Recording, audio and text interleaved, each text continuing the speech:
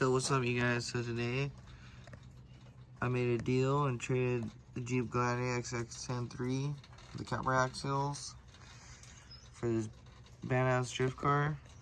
Love it. It's R34 Nissan GT Skyline body. Has some hard plastic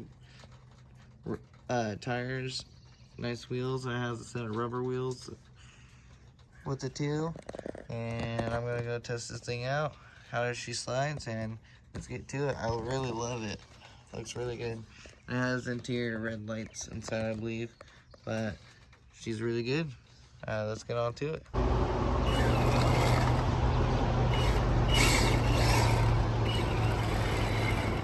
Okay, here we go.